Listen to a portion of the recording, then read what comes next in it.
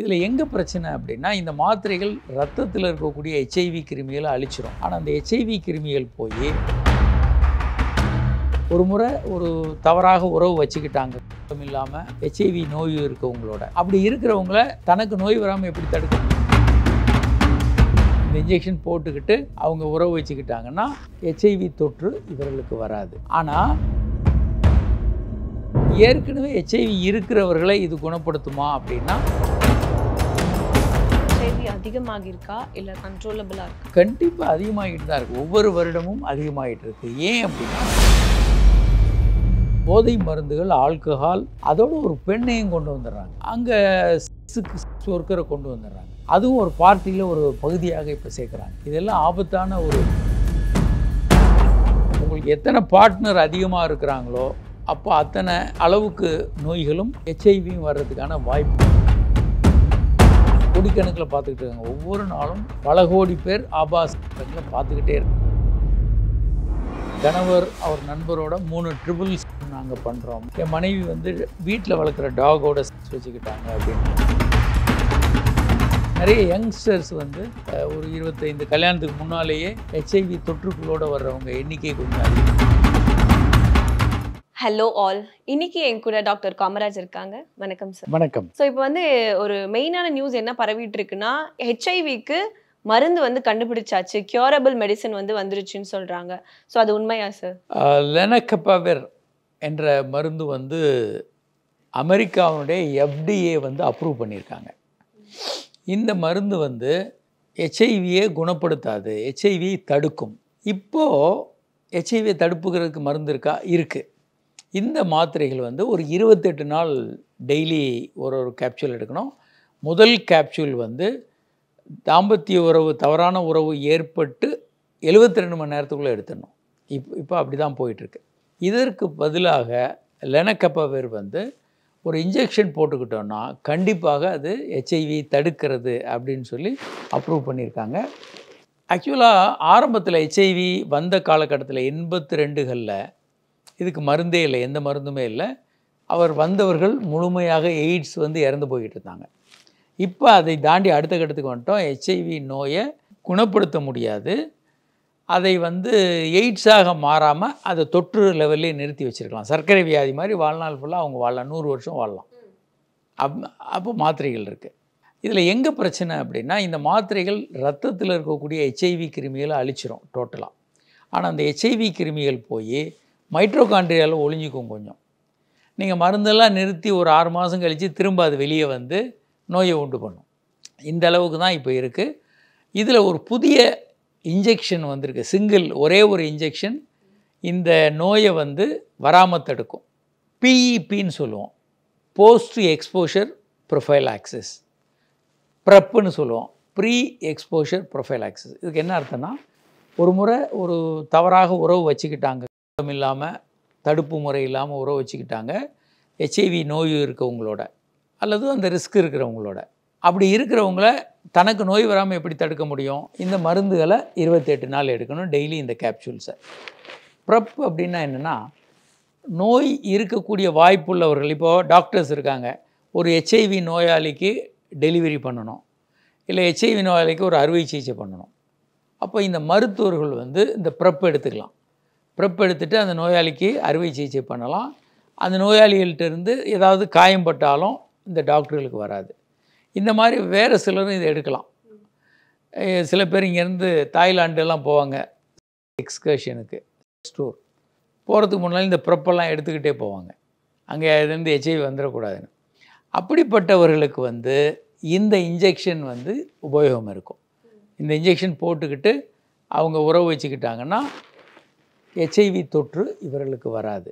ஆனால் இந்த லெனகபாவிர் முழுமையாக குணப்படுத்துறதாக இன்னும் வரல. அந்த முழுமையாக குணப்படுத்தக்கூடிய 2-3 மருந்துகளை 2 நாடுகள் வந்து ஆய்வு பண்ணிகிட்ருக்குறாங்க. ஆனால் இன்னும் முழுமையாக அவற்றிலிருந்து வரலை. இது வந்து தடுப்பு, கண்டிப்பாக இது நோயை தடுக்கும் அப்படின்னு. இந்த மருந்து நோயை தடுக்கும், ஆனால் உடனே எடுக்கணும். நீங்கள் ஒன்று தாம்பத்திய உறவுக்கு முன்னால் எடுக்கணும், இல்லை தாம்பத்திய உறவு நடந்த 72 மணி நேரத்துக்கு உள்ளே இந்த இன்ஜெக்ஷன் எடுக்கணும். இது ஏற்கனவே இந்த மருந்துகள் இருக்குது. ஏற்கனவே ஹெச்ஐவி இருக்கிறவர்களை இது குணப்படுத்துமா அப்படின்னா இல்லை என்று தான் சொல்லணும். இது ஒரு புதிய மருந்து, முன்னேற்றம் ரொம்ப நடந்துக்கிட்டு இருக்கு. இன்னும் கொஞ்ச நாளில் அவங்க சரியாக வாய்ப்பு இருக்குது. ஒரு 7-8 பேர் வந்து ஹெச்ஐவி நோயிலேருந்து வெளியே வந்திருக்கிறாங்க. அது ஸ்டெம் செல் ட்ரீட்மெண்ட் மூலமாக அந்த மாதிரி நடந்திருக்கு. இரத்த மஜ்ஜையை வந்து நார்மலாக இருக்கிறவங்கக்கிட்ட இருந்து ஹெச்ஐவி உள்ளவர்களுக்கு ட்ரான்ஸ்ஃபர் பண்ணப்போ அந்த நோயிலேருந்து அவங்க வெளியே வந்திருக்கிறது ஒரு 8 பேர் வரைக்கும் வேர்ல்டு ஹிஸ்ட்ரியில் ரெக்கார்ட் ஆகிருக்கு. ஆனால் அதுக்கு மேலே அது பெரிய அளவில் கொண்டு போகப்படல. ஸோ இப்போ இருக்கிற சர்வே படி ஹெச்ஐவி அதிகமாகியிருக்கா இல்லை கண்ட்ரோலபிளாக இருக்கா? கண்டிப்பாக அதிகமாகிட்டு தான் இருக்குது. ஒவ்வொரு வருடமும் அதிகமாகிட்டு இருக்குது. ஏன் அப்படின்னா நிறைய காரணங்கள் இருக்குது. ஒன்று வந்து இண்டஸ்ட்ரியலைசேஷன், எல்லாம் இண்டஸ்ட்ரீஸு, நகரமயமாக்கல், அப்போது எல்லாம் வந்து அதில் பாலியல் உறவு ரொம்ப அதிகமாகிட்டு இருக்குது. நிறைய பால் உறவு நிறைய அதிகமாக இருக்குது வழக்கத்தை விட. ரெண்டாவது போர்னோகிராஃபி, படங்கள் நிறைய நம்ம பார்த்துக்கிட்டே இருக்கிறோம். அது வந்து ஒரு பக்கம் பாலியல் தூண்டுதல் அதிகமாகிக்கிட்டு இருக்குது. மூணாவது இந்த போதை மருந்துகள் கலாச்சாரம். ஒரு இயல்பான நபர் வந்து தவறு பண்ண மாட்டார். ஆனால் அவர் போதை மருந்துகள் எடுத்துக்கும் போது பாதுகாப்பின்றி உறவு கொள்றதுல அவருக்கு ஒன்றும் பிரச்சனை இல்லை. அவர் அதை அந்த இன்ஹிபிஷனே இல்லாமல் அதை பண்ணிடுவார். நான்காவது பிறந்தநாள் விழா, பல்வேறு விழாக்களில் என்ன பண்ணுறாங்கன்னா போதை மருந்துகள், ஆல்கஹால், அதோடு ஒரு பெண்ணையும் கொண்டு வந்துடுறாங்க. பெண்ணை கூட்டு வந்து அங்கே ஒர்க்கரை கொண்டு வந்துடுறாங்க. அதுவும் ஒரு பார்ட்டியில் ஒரு பகுதியாக இப்போ சேர்க்குறாங்க. இதெல்லாம் ஆபத்தான ஒரு முறை. இது வரைக்கும் இந்த மாதிரிலாம் இல்லை. இது பாலியல் பிரச்சனைகள், பாலியல் நோய்கள், ஹெச்ஐவி உள்ளிட்ட நோய்களை பரப்புறதுக்கு அதிகமான காரணமாக இருக்குது. இது உலகமெங்கும் இது நடந்துக்கிட்டு இருக்குது. ஸோ ஹெச்ஐவிக்கான ப்ரிகாஷன்ஸ் இவ்வளோ இருந்துமே ஏன் ஹெச்ஐவி அதிகமாகுது? ஏன்னா அது ப்ரிகாஷன்ஸ் வந்து இருக்குது, பட் அது மக்கள் ஏன் எடுத்துக்க மாட்டேங்கிறாங்க? இல்லை, இப்போ நிறைய பேர் எடுத்துக்கிறாங்க. ஓகே, நிறைய பேர் எடுத்துக்கிறாங்க. அதிகமாயிட்டும் தான் இருக்குது. அதே ஆனால் எக்ஸ்போஷர் எண்ணிக்கை ரொம்ப ரொம்ப அதிகமாக இருக்குது. ரெண்டாவது, எல்லாரும் எடுத்துக்க மாட்டாங்க. அவங்களுக்கு பயம் இருக்கிறவங்க தான் எடுத்துக்குவாங்க. இப்போ ஒரு மசாஜ் பார்லர் போகிறாங்க, அவங்க எடுத்துக்குவாங்க. தனக்கு தெரிஞ்ச பெண் தான், ஒன்றும் பிரச்சனை இல்லைன்னு நினச்சி ஒரு பெண்ணோட உறவு வச்சுக்கிட்டாங்கன்னா அவங்க எடுக்க மாட்டாங்க. இது வந்து தெரிஞ்சவங்க, தெரியாதவங்க, வசதியானவங்க, வசதி இல்லாதவங்கன்றதெல்லாம் ஹெச்ஐவி வர்றதில்லை.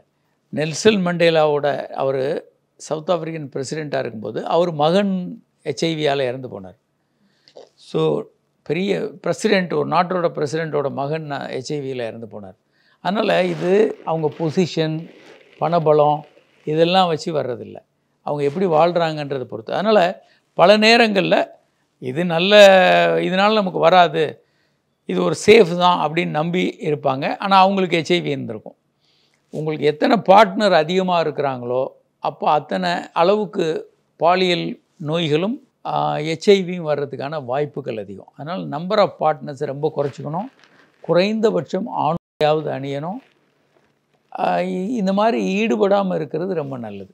வீடியோஸ் பார்க்குறதுனால கொஞ்சம் இந்த ஹெச்ஐவி மாதிரியான விஷயங்கள்லாம் அதிகரிக்குது. ஏன்னா மல்டிபிள் மெம்பர்ஸோட வச்சுக்கிறதுனாலன்னு. இப்போ சமீபமாக வந்து நம்ம நிறைய இந்த சிசிடிவி ஃபுட்டேஜஸ் பார்க்குறோம்.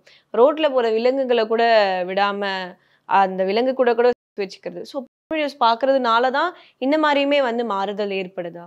இல்லை, விலங்குகளோட வைக்கிறது வந்துங்க வரலாறு முழுவதுமே இருக்குது. கஜ்ரிகோலாம் பார்த்தீங்கன்னா நீங்கள் வரலாறு என்னென்னலாம் சில அப்நார்மல் அப்படின்னு நம்புகிறீங்களோ அத்தனையும் அங்கே படங்களாக, சிற்பங்களாகவே இருக்குது. அதனால் இது கிட்டத்தட்ட 2000 வருஷத்துக்கு முன்னால் இதெல்லாம் இயல்பாக மனித குல வரலாற்றில் இருக்கிறது தான். ஆனால் நம்ம இயல்பாக நகர வாழ்க்கையில் அது இருக்கான்னா இல்லை, அப்படி ரொம்ப அவ்வளவு தூரம் இருக்கிறது இல்லை.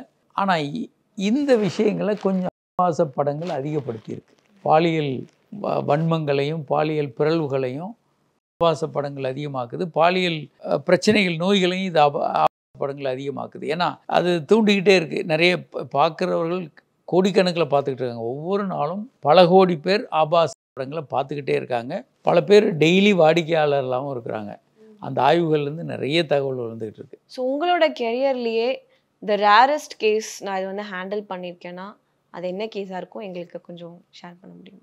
நாங்கள் டிவியில் லைவ் நிறைய பேசுகிறோம். லைவ் பேசும்போது ரொம்ப அப்நார்மல் செக்ஸ் விஷயங்களை நிறைய பேசுவாங்க. கணவர் அவர் நண்பரோட 3 ட்ரிபிள்ஸ் நாங்கள் பண்ணுறோம், 3 பேர் சேர்ந்து பண்ணுறோம் அப்படின்னு அதை பற்றி ஆலோசனை கேட்டிருக்காங்க ஆன்லைனில். அது இன்னும் இருக்குது அப்படி ரெக்கார்டடாகவே. அதே மாதிரி என் மனைவி வந்து வீட்டில் வளர்க்குற டாகோட செக்ஸ் வச்சுக்கிட்டாங்க அப்படின்னுலாம் வந்ததெல்லாம் இருக்குது. அவர் கணவர் அதை பார்த்துட்டு அவர் ஆலோசனை கேட்டிருக்காரு. அதை தவிர எங்களுக்கு வந்து இங்கே இளம் பிள்ளைகள் வந்து HIV தொற்றோடு வர்றாங்க, கொஞ்சம் அதிகமாக தான் வருது. இவர்கள் ஹோமோசெக்ஷுவலாக இருக்கிறாங்க அல்லது பல பெண்களோட உறவு வைத்துக்கிறவங்களாக இருக்கிறாங்க. ஏன் இப்படி அப்படின்னா, அவங்க ஏதாவது ஒரு கதை சொல்கிறாங்க, என்னைய பலாத்காரமாக கொண்டு போய் நிறைய ஆண்கள் உறவு வச்சுக்கிட்டாங்க அப்படின்னு சொல்கிறாங்க. அது உண்மையா இல்லையான்னு சொல்ல முடியாது. ஆனால் நிறைய யங்ஸ்டர்ஸ் வந்து ஒரு 25 கல்யாணத்துக்கு முன்னாலேயே HIV தொற்றுக்குள்ளோட வர்றவங்க எண்ணிக்கை கொஞ்சம் அதிகமாக தான் இருக்குது இப்போ. ஸோ ஹோமோசெக்ஷுவல் வந்து இப்போ இன்க்ரீஸ் ஆகிட்டு இருக்குன்னு சொல்கிறாங்களே, அது உண்மையா? ஆமாம், ஹோமோசெக்ஷுவாலிட்டி இஸ் நார்மல் அப்படின்னு மருத்துவ உலகம் சொல்லிடுச்சு, உலக சுகாதார நிறுவனம் சொல்லிட்டாங்க. ஆனால் அதில் என்னன்னா, நீங்கள் சேஃப்டியோட செக்ஸ் பண்ணணும். ஒருத்தனுக்கு ஒருத்தி மாதிரி அதில் வாழ்ந்தீங்கன்னா பிரச்சனை இல்லை. ஆனால் அவங்களுக்கு பார்ட்னரை மாற்றிக்கிட்டே இருப்பாங்க. கேர்லெஸ்ஸாக ஒரு ஆணுரை அணிகிறது, காண்டம் அணிகிறது, சேஃப் செக்ஸ் மெத்தடை தாண்டி நீங்கள் செக்ஸ் பண்ணும்போது அது ஆபத்தான ஒரு பிரச்சனையாக மாறிடுது. அதனால் அந்த விஷயங்களை கண்டிப்பாக தவிர்க்கணும். ஸோ ஏபிசின்னு சொல்லுவோம், அப்ஸ்டைன் ஃப்ரம் செக்ஸ். இந்த மாதிரி பாலியல் பிரச்சனைகள் HIV தொற்றுலாம் வராமல் இருக்கணும்னா தேவையற்ற செக்ஸுகளில் ஈடுபடாதீங்க, சுய இன்பம் பண்ணிக்கலாம். B faithful to your partner. உங்கள் கணவன் அல்லது மனைவிக்கு நேர்மையாக இருங்க, வெளியே போகாதீங்க. 3வது, நீங்கள் வெளியே அப்படி செக்ஸ் பண்ணணும் ஒன்று தேவை ஏற்பட்டால் குறைந்தபட்சம் காண்டம் யூஸ் பண்ணுங்கள். இது 3ஐயும் நீங்கள் கண்டிப்பாக ஃபாலோ பண்ணணும்னு சொல்கிறது WHO கைட்லைன்ஸு. ஸோ இப்போ வந்து ஒரு கப்புள்ஸை நம்ம வச்சுக்கிட்டோம்னா, ஒரு ஆண் வந்து பெண்ணோட பெஸ்ட்டு அண்ட் வந்து ஜெனிட்டல் பார்ட்டை எப்படி ஹேண்டில் பண்ணணும் சார்? அவங்க 2 பேரும் விரும்புகிற மாதிரி அவங்க யூஸ் பண்ணலாம். ரொம்ப ரஃப்பாக மார்பகங்களை ஸ்குவீஸ் பண்ணுறது அதெல்லாம் வந்து பெயின்ஃபுல்லாக இருக்கும். அவங்களுக்கு ஒரு என்ஜாய்மெண்ட்டை விட பெயின்ஃபுல்லாக இருக்கும். பெண்களுக்கு நிறைய உறுப்புகள் இருக்குது செக்ஸ் தூண்டுறதுக்கு. அதை இன்னும் சொல்லப்போனால் நிப்புல்லாம் எப்படி தூண்டணும் அப்படின்னா, ஒரு திராட்சையை நாக்கில் வச்சு அது உடையாமல் நீங்கள் உருட்டிக்கிட்டே இருந்தீங்கன்னா எப்படி இருக்குமோ அந்த மாதிரி நீங்கள் பண்ண முடியும். அது ஒரு நல்ல தூண்டுதலாக அந்த பெண்ணுக்கு இருக்கும், வலி இல்லாமல் இருக்கும். நீங்கள் கொஞ்சம் அதிகமாக அதை ஹேண்டில் பண்ணுறீங்க மார்பகங்களைன்னா வலி உண்டு பண்ணிடும், அவங்களுக்கு அந்த ப்ளஷரோட வலி உண்டு பண்ணிடும். அதே மாதிரி பெண்ணுறுப்பை பொறுத்த வரைக்கும், பெண்ணுறுப்பு வந்து ஒரு முழுமையான செக்ஸ் உறுப்பு அல்ல. அதுக்கு 3 சென்டிமீட்டருக்கு மேலே கிளைட்டோரிஸ் என்ற உறுப்பு இருக்கும். அதை வந்து இவங்க விரல் வச்சு நாக்கு வச்சு தூண்டும்போது அதுதான் ஆணுறுப்புக்கு இணையான செக்ஸ் உறுப்பு. அதை தூண்டும் போது தான் ஒரு பெண் உச்சகட்டம் அடைய முடியும்.